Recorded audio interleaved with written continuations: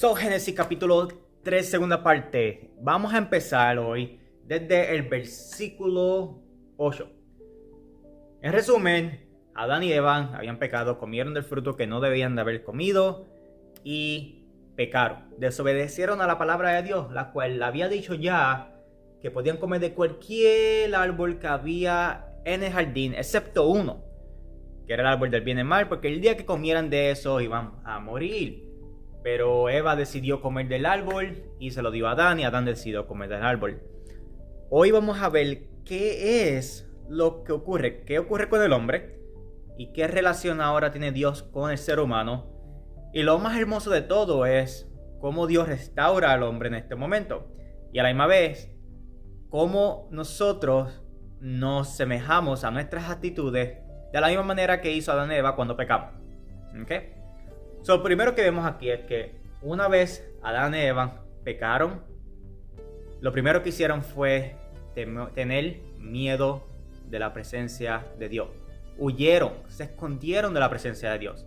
Si tú ves en Génesis 8, dice: el hombre y su mujer escucharon que Dios, el Señor, andaba por el jardín a la hora en que sopla el viento en la tarde, y corrieron a esconderse de él entre los árboles del jardín. Wow, es interesante porque ahora se escondieron. ¿Por qué se escondieron? Eso es algo natural que ocurre en el ser humano cuando hace algo incorrecto. En este video que vamos a ver ahora, vemos a esta nena que el papá dice que el novio de ella está llamándola. Y ella sabe que es algo que no es correcto, so ella se esconde, sale corriendo y a esconderse porque siente que está en problemas. Oh, this is Eliza's boyfriend. She didn't tell me she had a boyfriend.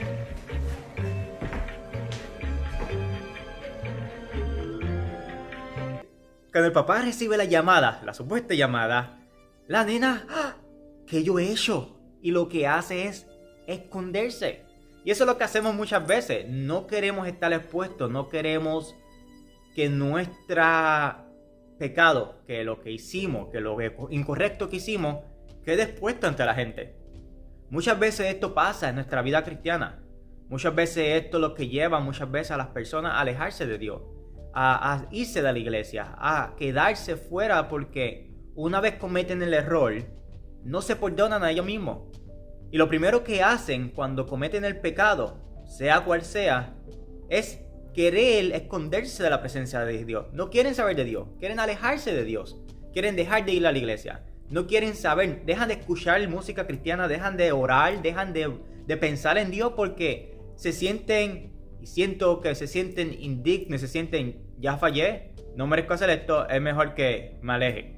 Entonces el enemigo empieza a poner cosas en tu mente de que, ¿para qué le vas a hablar a Dios? Él no te va a escuchar. Si tú pecaste, si tú desobedeciste, si hiciste esto, hiciste lo otro, tú para la iglesia, ¿qué clase hipócrita tú eres? Después que hiciste esto, tú vas para la iglesia. No, tú no tienes vergüenza. El enemigo empieza a poner cosas en la mente de uno y lo que primero que quiere hacer es alejarte de Dios. Quiere culparte. Quiere que te sientas culpable por lo que hiciste y que te quiere que dejar en esa culpa. Porque una cosa es sentirse culpable. Sí, me siento culpable. Pero reconocer que hice algo incorrecto. Ir a donde Dios. Y vamos a ver porque Dios quiere que uno vaya donde Él y que confiese lo que hizo. Pero no me quiero adelantar. Lo primero que pasa en el ser humano cuando pecamos es que queremos escondernos de la presencia de Dios. No queremos estar cerca de nada que tiene que ver con Dios. Y eso es lo que pasó aquí con Adán y Eva. Se escondieron de la presencia de Dios.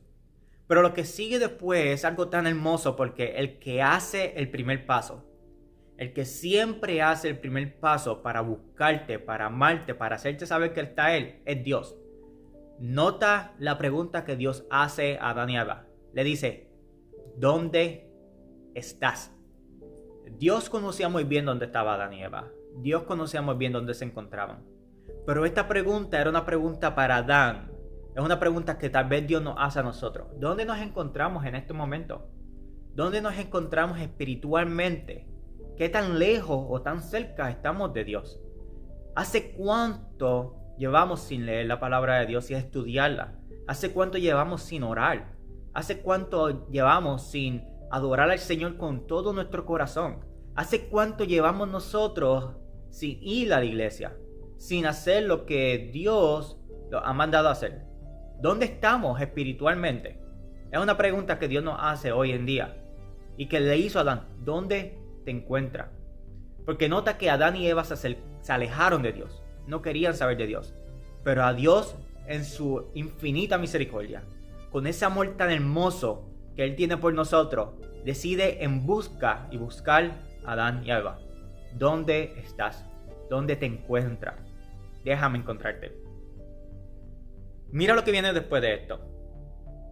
Dice aquí: el hombre contestó: escuché que andabas por el jardín y tuve miedo. Wow, tuvo temor, miedo, porque estaba desnudo. Es interesante porque cuando vemos en Génesis 2, como dije en la parte 1, la desnudez es utilizada para representar estar expuesto, ¿verdad? No tener nada que ocultar. Y en Génesis 2 ambos estaban desnudos y no se avergonzaban, estaban delante de la presencia de Dios, no tenían miedo ninguno porque no tenían nada que ocultar. Una vez pecaron, se sintieron que no podían estar expuestos, necesitaban taparse, necesitaban esconderse, necesitaban encubrirse, ¿ok? Y aquí Adán le muestra al Señor: tuve miedo porque sé que si me ves de la manera que estoy, me vas a regañar. Hay consecuencias porque hice algo incorrecto y no quiero que me veas así. Estoy expuesto ante ti y pequé delante de ti. Ahora me avergüenzo porque no quiero que me mires como me encuentro en este momento. Muchas veces nosotros humanamente nos sentimos así. Tal vez nos hemos sentido que hemos pecado tanto, que estamos en un lugar tan oscuro que no queremos que Dios nos mire de esta manera. No queremos presentarnos ante Dios de esta manera. Y pensamos que tenemos que arreglarnos nuestra vida antes de ir ante Dios. Y no es así. Aquí Dios nos va a mostrar que no podemos hacerlo por nuestra propia cuenta. Necesitamos de Dios para que Dios nos ayude y nos transforme y nos limpie y nos cuide. Si nos alejamos de Dios, nunca va a haber el cambio en nuestra vida. Por más que tratemos, nuestra naturaleza, el pecado, lo que va a hacer es querer alejarnos de Dios, porque va a hacer que sigamos cayendo y cayendo y va a seguir culpándonos y culpándonos. Y lo menos que vamos a querer hacer es acercarnos a Él. Si te encuentras en estos momentos, en esa circunstancia donde sientes que no te puedes levantar, que sigues cayendo una y otra vez y que no quieres saber de Dios porque te sientes sucio, te sientes que tienes miedo, de que te sientes descubierto, que no quieres que Dios te vea así. La mayor mentira del enemigo que le ha dicho a todo cristiano y a toda persona es que tenemos que mejorarnos antes de ir a la iglesia, que tenemos que mejorarnos antes de venir ante Dios. Esa es la mayor mentira, el embuste más grande que él ha dicho. ¿Sabes por qué? Porque no dependemos de nosotros. El que nos da la fuerza, el que nos da la habilidad, el que nos limpia, nos cuida y nos ama, va a ser Dios. Lo pongo de esta manera. Si tú estás enfermo y tienes una enfermedad, porque estás enfermo obviamente, tú no vas a decir, no. Yo voy a esperar que yo me mejore antes de ir al doctor.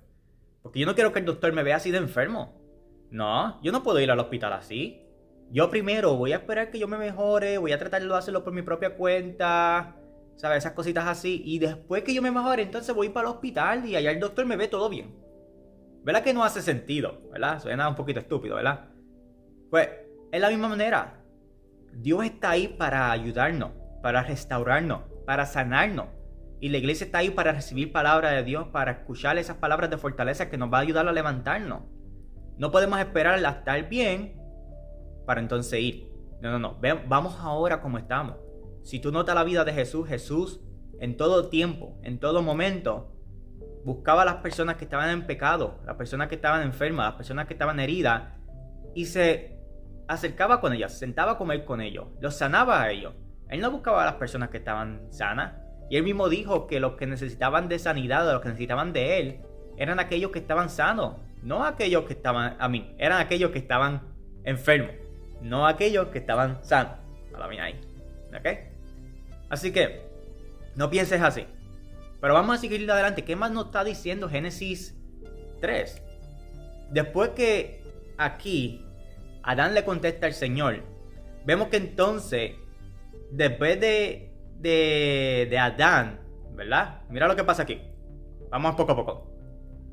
Dios le pregunta a Adán, ¿quién te ha dicho que estás desnudo? ¿Y acaso has comido del fruto del árbol que te dije que no comiera? Dios sabía la respuesta para eso. Pero Dios quería que Adán confesara lo que había hecho. Dios quería que Adán fuera honesto por lo que él había cometido, por el pecado que él había hecho, por la desobediencia que él había hecho. Pero mira la respuesta de Adán, y esto es lo que muchas veces hacemos nosotros. Adán culpa a Dios y culpa a Eva por las acciones que él tomó. Dice aquí, la mujer que tú me diste por compañera me dio del fruto y comí. Culpa primero a Dios, porque dice la mujer que tú me diste. Si tú no me hubieras dado a esa mujer, si tú no me hubieras dado a Eva, yo no hubiera pecado, yo no hubiera caído y no estaría en esta circunstancia. Y lo otro que culpa es a Eva, porque esa mujer que tú me diste me dio el fruto, entonces yo comí. Es interesante porque la mujer no obligó a Adán a comer el fruto. Adán tomó la decisión. Nosotros somos los que decidimos pecar y decidimos desobedecer al Señor. Pero muchas veces lo que hacemos es que no queremos ser responsables de nuestras acciones. Y culpamos a todo el mundo, incluso culpamos a Dios y nos enojamos con Dios.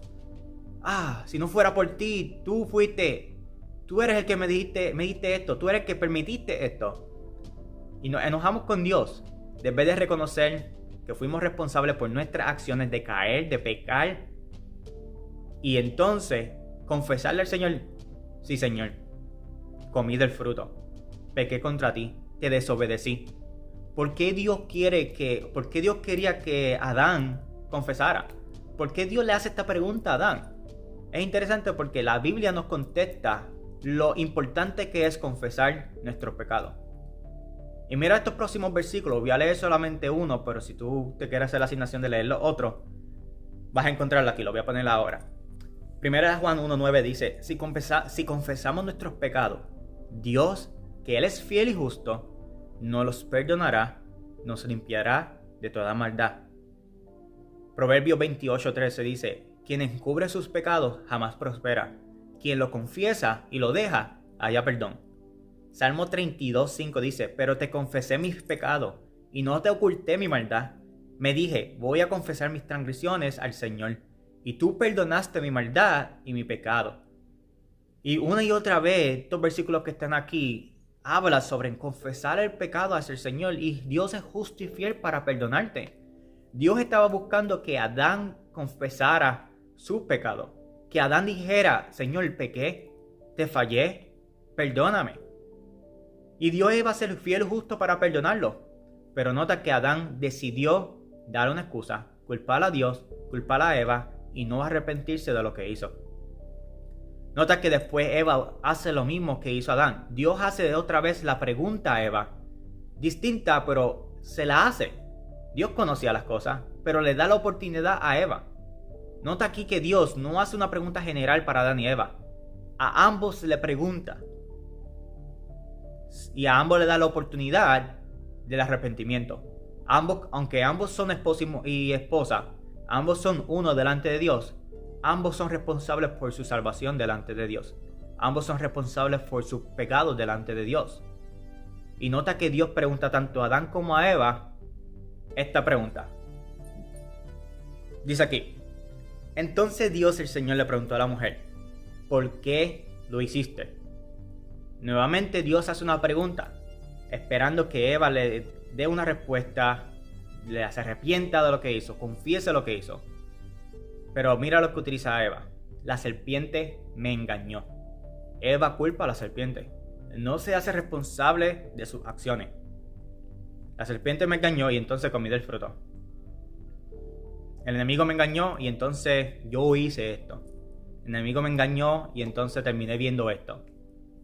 No nos hacemos responsables de nuestras acciones. Y eso es lo que hace que nuestro corazón se endurezca, porque no queremos aceptar que hemos pecado contra Dios. Y lo que hacemos es que entonces, como no queremos aceptarnos, llevamos de escondernos, irnos de la presencia de Dios, alejarnos de la presencia de Dios, ponernos tercos y duros y fríos, Porque entonces empezamos a culpar. No, pero ¿por qué Dios me va a culpar a mí? Si no es culpa mía, es culpa de él, y es culpa de aquel, y es culpa de fulano. Y en la iglesia, cuando yo le dije hola a aquella persona no me dijo hola. Y por eso yo me voy a enfogonar y me voy a ir a la iglesia. Porque se supone que todo el mundo me trate súper bien a mí. Muchas veces culpamos diferentes personas, culpamos a otras personas, pero no nos vemos a nosotros mismos. Tal vez vemos nuestras propias acciones. Y muchas veces nosotros somos los responsables de ver las cosas como son. Porque muchas veces no sabemos qué está pasando en la vida de otras personas en ese día o en ese momento. Así que seamos responsables en ese sentido de nuestras acciones. Y si caemos, sabemos que Dios es fiel y justo para perdonar nuestros pecados. Y si confesamos nuestros pecados delante de Él, Él nos va a perdonar. Así que, si 7 veces cae justo, dice la palabra, 7 veces se levanta. Porque Dios lo va a restaurar, Dios lo va a levantar. Y te va a levantar. Así que, ¿qué vemos después de todo esto? Para terminar con este video tan extenso, que nuevamente se va, pero es que hay tantas cosas que hablar de esto. Nota que el pecado trae consecuencias. Trae consecuencias a nuestra vida. Trae consecuencias a nuestra familia. Trae consecuencias a nuestro ambiente. Y el pecado puede afectar y puede llevar a soltar una serie de cadenas, de eventos en nuestra vida. Que más largo, más después vamos a hablar sobre estas cosas. Pero nota que cada uno recibió su consecuencia por haber desobedecido al Señor. Muchas veces tal vez hicimos algo incorrecto y vamos delante de Dios. Dios nos va a perdonar, pero va a haber consecuencias de eso.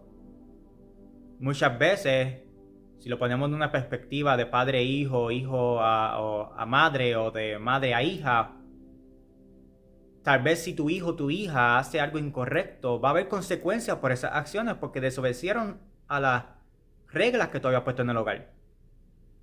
Pero eso no significa que tú vas a dejar de amar a tu hijo y que tú no lo vas a perdonar. Tú lo vas a perdonar, le vas a dar chance, pero va a haber consecuencias que va a traer. Nota que cada desobediencia al Señor va a traer consecuencias. Tal vez consecuencias espirituales, tal vez consecuencias en otras maneras, otros aspectos. Pero siempre hay consecuencias a las cosas que tú haces.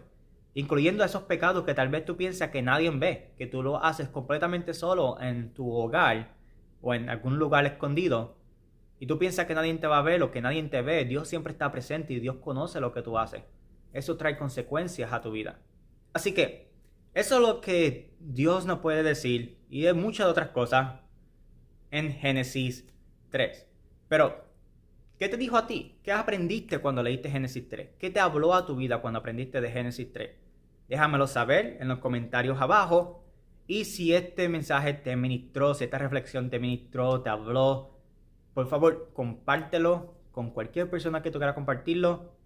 Y eso va a ser de bendición para esa persona. Así que hasta esta parte y que el Señor le bendiga.